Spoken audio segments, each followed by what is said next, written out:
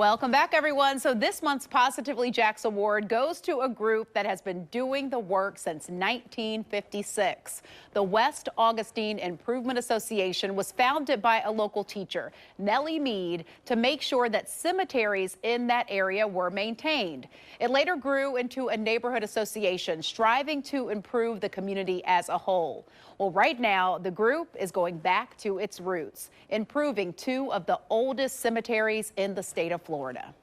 The Pinehurst and San Sebastian cemeteries have plots that date back to 1879, two of the oldest black cemeteries in the state of Florida. Grave sites right outside downtown St. Augustine that have been neglected for years. If I wanted to describe how it really looked before you actually came in here, before we actually started, excuse me, sir, if you can get a shot of what's over there. Oh, that's what it looked like. Yeah. That's what the cemetery looked like? Yes. Oh, wow. Actually, you couldn't even, when you roll by, you couldn't even tell it was a cemetery. When the city asked the West Augustine Improvement Association to take over the cemeteries 10 years ago, it just made sense, considering the initial goal in 1956 was to maintain West Augustine cemeteries. For current president Willie Cooper Sr., it was the story of two sisters who made a way to visit their deceased loved ones that motivated him to get to work. It was a path just big enough for you to walk through. And it could come from over that area all the way over to here where they maintain this. Okay.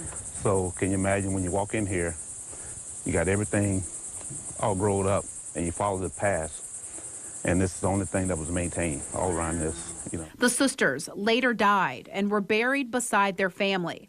There are hundreds of graves here, some with shattered placards where you can barely make out the name of the person who died. This project will honor the dead and the families who now at least have a place to find peace and closure. And especially for those family members who want to come and visit with their loved ones and just kind of sit. Right now, this group of about 50 volunteers has a big responsibility, and preserving history isn't easy or free. The goal is to do the research to identify the graves and replace as many markers as possible with these new ones that cost around $200 a piece. The founder of this association that started the work more than 70 years ago would be proud. Her legacy lives on, and that is Positively Jax.